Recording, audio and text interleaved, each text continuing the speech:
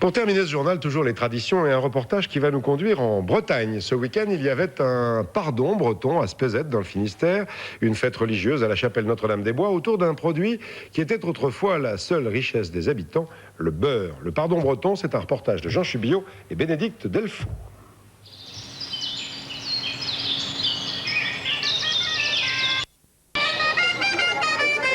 Spézet, un petit village du centre Finistère qui se distingue par ses maisons de couleur et par sa tradition de la fête du beurre.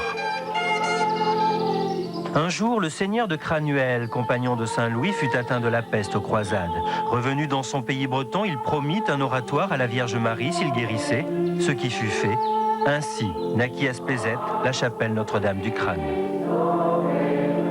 Pour célébrer cet événement, chaque année à la Sainte-Trinité a lieu un pardon, au centre duquel trône une sculpture faite de beurre.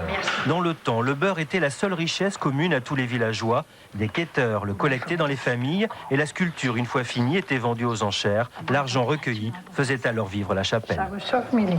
Non, c'est moi qui ai le gosse, moi. Je croyais que ça avait poussé trop. Non. Et les gens offraient du beurre, mais comme maintenant, il n'y a plus de beurre, alors c'est de l'argent qu'on offre.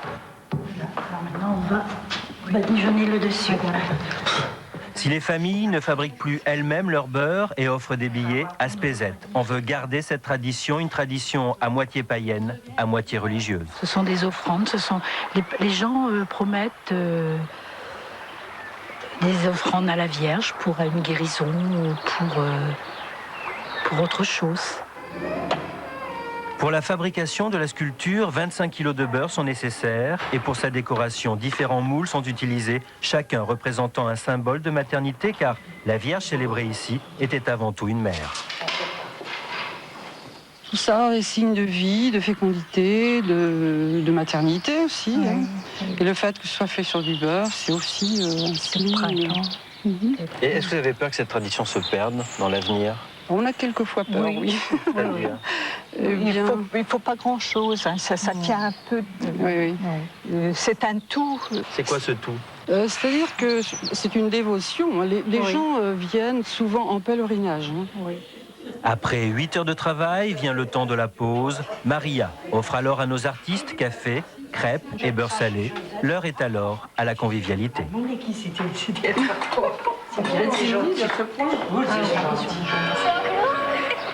Le lendemain est le jour de célébration.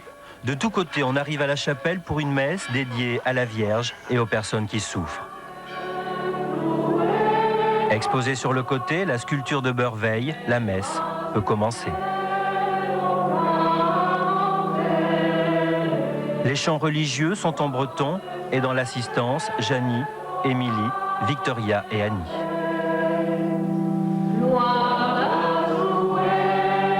Elles le savent, si la tradition du pardon du crâne perdure à Spézet, c'est grâce à elles.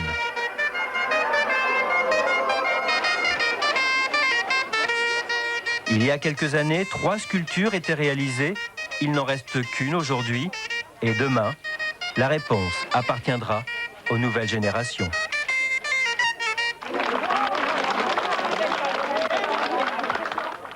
Voilà, c'est la fin du journal. Dans un instant, les prévisions...